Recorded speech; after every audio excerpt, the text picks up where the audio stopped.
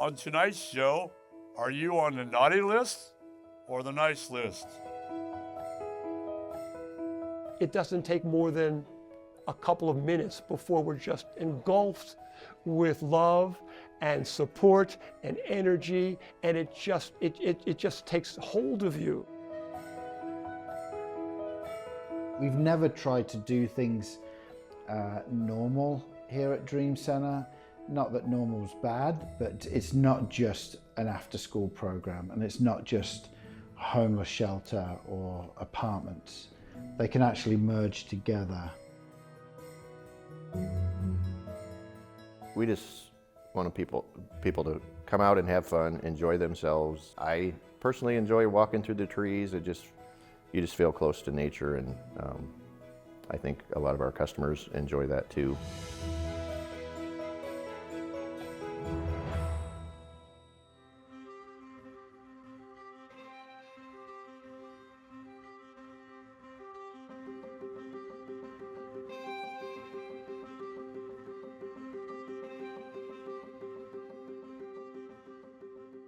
We've never tried to do things normal here at Dream Center.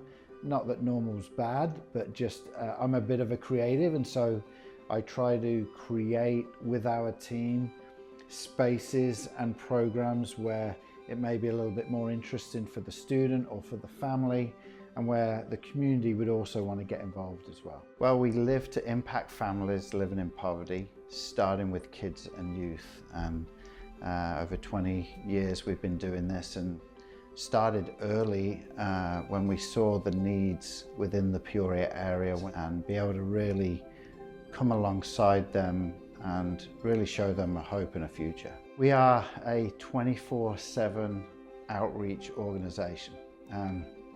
We've always had a philosophy that if we find a need, we need to fill it. So we have 4 different divisions here at the Dream Center.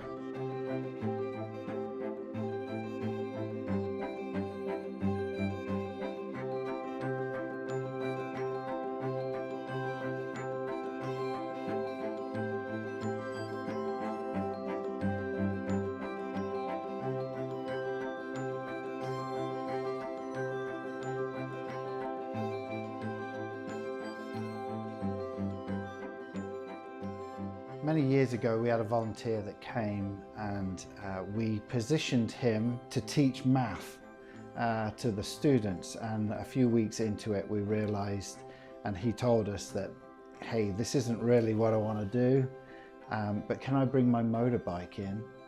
And I want to teach a kid how to tear down the motorbike and rebuild it. And what he found was the student that we gave him, he found that the student came alive. A friend of mine, Mike Hazelbush, who runs the small engine repair program over next door, he talked me into coming down here, and we started out actually taking some of his motorcycles that were beyond the ability to be repaired and put back on the road, and we started working with some of the kids. As we gained a little bit of traction on the trades in general, and we had a bunch of woodworking equipment donated, we decided then the following semester to go ahead and kick off carpentry. So from there, the gentleman started getting an army of volunteers that were also thinking the same as him, that they would love to get their hands dirty with these students and showing them different trades. And so from that, we then stepped into coffee, we stepped into carpentry, t-shirt printing, 3D printing, foundry in a box.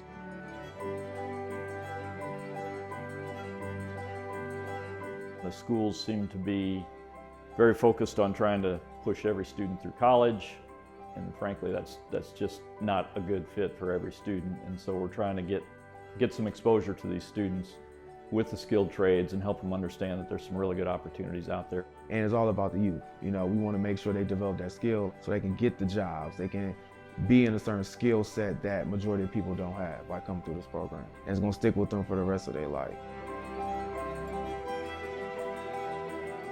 We start out with some fairly basic projects because, again, most of these students, most of them are middle school students, most of them have never held a tool before in their life. Birdhouses, cutting boards, little toolboxes, little things that they can do. Carpentry is like a place where you can your creativity go free. As they see some of these things come together, you know, and they realize, oh, I did that, right? And they can take something home with them and show it off to mom, dad, grandma, whoever it may be, and say, look what I did, right? It's some confidence and it's some pride that I think it's a huge boost for them. They helped me by teaching me how to use the tools that the trades have. Also telling me like exactly how to do it and how like not to get hurt doing so. They also help me learn lessons so that when I make mistakes, I know not to do them again.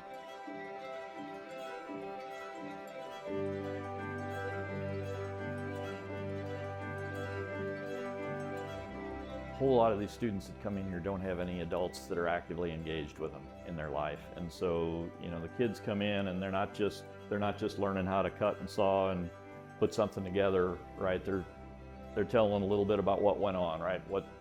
What's their situation at home? What do they need? What are they struggling with? And that takes all kinds of forms. Anybody have certain students they want to bring down here, you know, we just want to get that community that we here to help the community. It's not just like a Dream Center base. We're not going to be selfish like this just is ours. No, this is for the community, you know, especially when it's involving the youth. And so I think that's the beauty about the Dream Center is for students that may be in some of our housing programs here, they can still come and have a bit of normalcy. It's not just an after-school program, and it's not just homeless shelter or apartments. They can actually merge together, and people can come alongside us and really help those students. We can always use more volunteers. We can always use, of course, the Dream Center in general could always use more financial support. There's a little bit of something for everybody. You know, if you want to work with children, there's just an infinite amount of opportunity here to get involved with these kids. I just want to say I appreciate the volunteers a lot, because without them, this wouldn't be possible.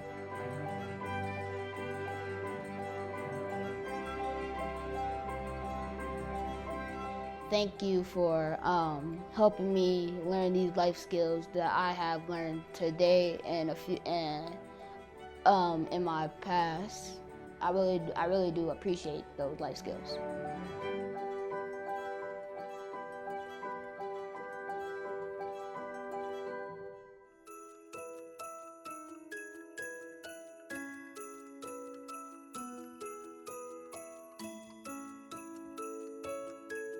Welcome to the Cinnamon Christmas Tree Farm in Brimfield, where Bill and Shirley Cinnamon put down roots in 1969, and the holiday spirit has been growing ever since. But about a decade ago, Rod and Kathy Stahl decided to keep that tradition going. And then we purchased the farm about 10 years ago from them, and we kind of decided that cinnamon sounded more like Christmas than Stahl, and we were neighbors to the Cinnamons prior to us purchasing the farm, and good friends of them, so we thought it was a good way to honor their legacy also. With 9 kids in the Stahl family, it's all hands on deck, or should I say all hands on trees, to keep the farm thriving and evergreen. So we have 8 daughters and 1 son, and they, some of them work year round. The younger ones are here and work year round doing all sorts. But during the busy season, even the older married ones come home. We have our oldest daughter and her husband and grandkids are in Texas, so they were back for Thanksgiving weekend and jumped right in and helped. And then, yeah, even the grandkids are getting old enough that they can help pull trees through the bagger. And so, yeah, and then we also have our brother and sister-in-law come and help, and lots of my nieces and nephews come help. And so, yeah, definitely a family. One year, while preparing for the holiday season and tagging the trees, the Stahl children decided to do something unique for each of the trees. And they decided to name every tree. And our customers like that so much that we continue to name every tree in the field. We don't name all the pre-cuts, but so far we've been naming every tree in the field, and so it is kind of hilarious sometimes how much people put stock in the name of the tree and how they select a tree. They'll pick a tree just based on its name only sometimes. So there's some funny stories about that, and some some sad, heart-wrenching stories too. Last year we had a grandma come with her granddaughter, and she came up to me and she said, "Do you know if you have any tree named Faith?" Because the little girl had lost her cousin that was a close friend that year. She was 9 years old. And so she was like, I just really, it'd be great if we could find a tree with that name on it. So I kind of knew where I had put some of those, like faith, hope, love, those. And so I was like, I think we can maybe find it. And she did find it. So she was able to take home Faith that year for a Christmas tree. So that was pretty special for them. The Stahl family specializes in more than just Christmas trees. They're in the business of growing traditions and helping families make holiday memories. They want to come out and be outdoors and experience, pulling the tree themselves and choosing it themselves. And all our trees don't look the same, so they like the hunt of finding something where, if you go to a big box store, they might all look the same or might not be even opened up, so you can see what they look like. So I think it's an experience. The hot chocolate and cookies, gift shop, music playing, all that. Whether you're searching for pine, fir, or spruce, you'll leave the Cinnamon Christmas Tree Farm with the perfect tree for your holiday celebrations. I'm kind of a perfectionist, and I want all my trees to be what I think is great quality, but and initially, I would maybe be tempted to cut down and burn the ones that I didn't think were good enough. But I've learned that beauty is in the eye of the beholder, and not everybody has the same ideal for their perfect Christmas tree. So oftentimes I'm a little bit surprised at what some people will buy, but they're just thrilled with it. With almost 1,200 self-cut trees sold each year, the seeds have been planted to grow the family business. And demand just continues to grow.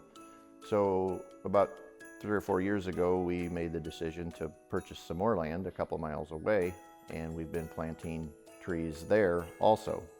So we're projecting in 2028, about 4 years away yet, that we'll have trees to harvest on the new farm, and we're excited about that because it's quite a bit larger than our farm here, and we're hoping to have trees for everyone and that we don't have to shut people off. We can provide wagon rides, and we're looking forward to that next step. This holiday season, the Stahls hope every family leaves their farm with more than just a tree. They want you to take home the true meaning of Christmas, along with a great experience. We just want people to come out and have fun, enjoy themselves, just enjoy the experience. I personally enjoy walking through the trees. You just feel close to nature, and I think a lot of our customers enjoy that too.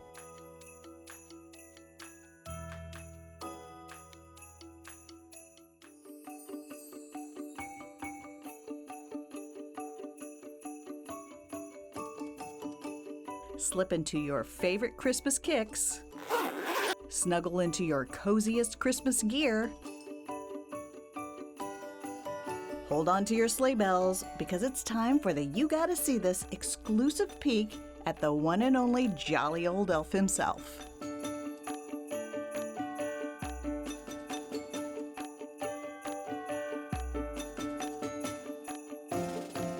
Santa's here! You gotta see this! Oh, oh, oh, Merry Christmas! As you can see, I'm already a believer, so I couldn't wait to talk to the big guy myself. But first, I had to make sure that I had the real deal here to interview. Okay, so what is your real name? Santa Claus, No, I mean, what's your name? St. Nick, Okay, you drive a sleigh. Do you have a driver's license? do I need one? In the history of Santa, it started out St. Ignatius, and then it became St. Nicholas, then it became Nicholas, and then in the Roman Empire, it cut off, and in Denmark, I think they finally come up with Santa Claus. Santa! Oh my God! Santa here? I know him. I know him. This is quite the scoop to get the Santa Claus in our studio. So first, I had to ask him some important questions. Do you have a favorite cookie? Like, what's the best cookie yeah. to leave on Christmas Eve? Oatmeal M&Ms. There are a few of those right over there. Make yourself at home. Maybe I can get on the nice list. You think? Is it too late for her to be on the nice list? It's never too late till Christmas Eve. Thank goodness. I was worried. Okay. More cookies. Okay. Got it. Are they good cookies? Yeah.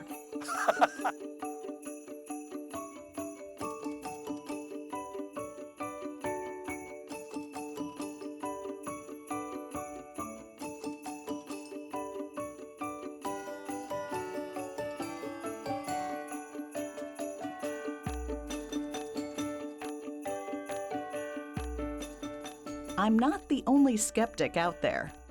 In order to see if you're real and you're a real Santa, I let him pull my beard. Oh, go ahead, pull it.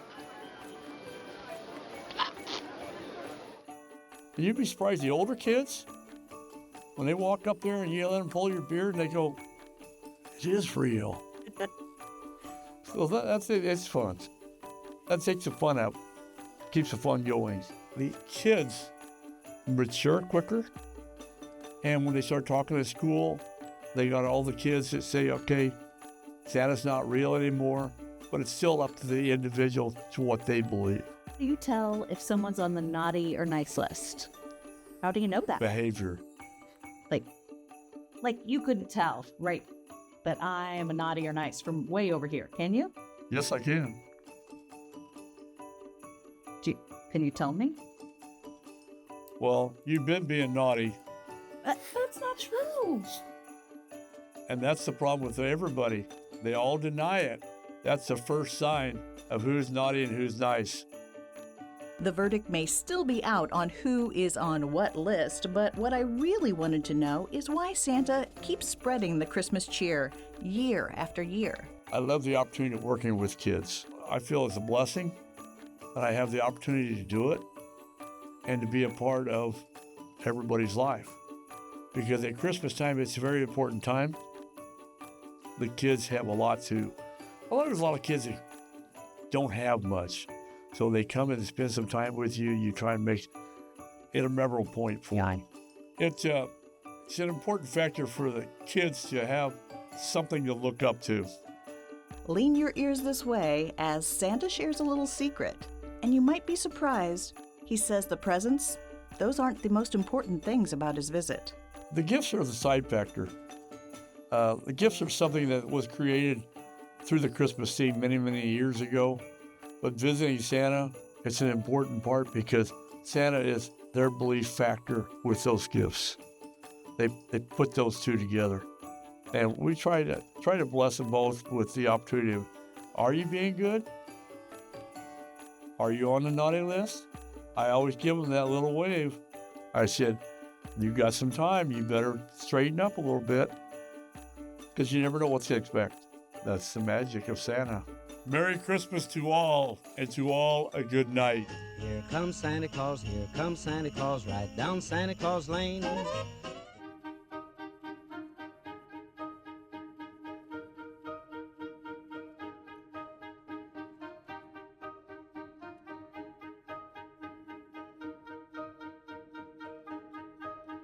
The Penguin Project is a program that gives kids with special needs and disabilities the opportunity to perform live theater. They are the stars, they have all the parts. But what makes the program unique is that each child with a special need is partnered with a typically developing child, and they together perform during rehearsals and on stage as a team. And so it develops relationships, friendships, things that are so important to these kids who prior to this had very little opportunities to be with other kids. I am a developmental pediatrician. I work with children that have special needs, but I've also been involved in community theater for most of my life. When my children started doing community theater, I realized how much it helped their communication skills, their social skills, and their self-esteem, and recognize that those were the very things that were missing in many of my patients. So I decided to create a program to give those kids that opportunity. My wife joined me, and together we started the program beginning in 2004 here in Peoria. The program was so successful that the parents came to us and said, you know, it's a shame that just our kids get to do this. You should take it on the road. And that's what we did. We created a foundation, we created a replication program. Currently, we have 60 programs in 21 states, all of them doing the same thing, creating opportunities for children with special needs to do theater, and doing that, enhancing their skills.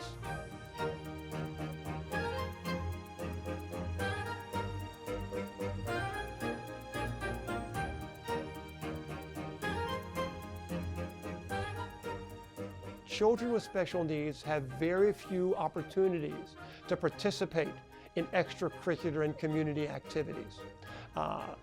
They just don't have those opportunities. So this has given them the opportunity to show what they can do, to highlight their talents, and to develop those relationships that are so important. There are times when I've had a bad day, I'm tired, and I say to my wife, oh, do we really have to go? Do we really need to do this? But then we get here. It doesn't take more than a couple of minutes before we're just engulfed with love and support and energy, and it just takes hold of you.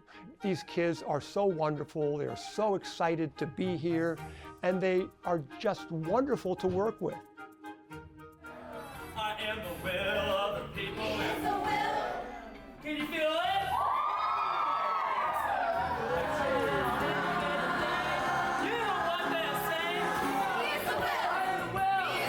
It wasn't just about putting on a show, it was about creating an inclusive atmosphere. That was really what was most important. Creating friendships, creating relationships. It really helps you just make so many friends. That's an amazing part about this. It really helps just your social skills and everything, and I think everyone deserves to have that. Seeing the development of every kid, especially from start to end on stage, seeing them shine and like having their own personal glimmer on stage just so they can get out of their comfort zone just a little bit, but also have the encouragement from the audience and everything. Well, there's several ways to get involved. It's time to come down and check us out, see if you want to be part of the program. We are looking for young people with special needs between the ages of 10 and 23, and typically developing kids the same age.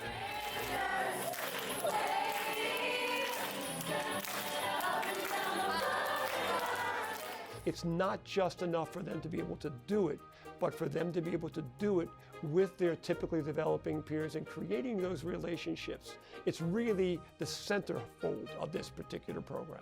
These kids without disabilities, the typically developing kids, are just amazing. They give of themselves like you wouldn't believe. And in truth, as I look down the road, this is where the future lies. These young people will learn about supporting people with disabilities. They will learn about participation. They will learn about inclusion, so that when they become community leaders, hopefully they will take what they've learned here and make a statement within their communities. Spreading inclusivity around everywhere is just a big thing for me. Not understanding something is one thing, but just making fun of something is another thing. You always want to make sure that you're encouraging somebody and not making fun of them just because you don't know the way that they're feeling. But being on stage with these kids, it's all encouragement and all having fun. This has just become the best therapeutic program that I've seen. The children that I've worked with have been involved in different kinds of academic, educational, therapeutic programs. It's nothing like this. This really captures what we're trying to do for these young people. Give them a chance to show what they can do, create that inclusive atmosphere that's so important for them to be part of the community. I do it because I love working with these children and these families, and I think it's so important for them to get that opportunity to be engaged and involved.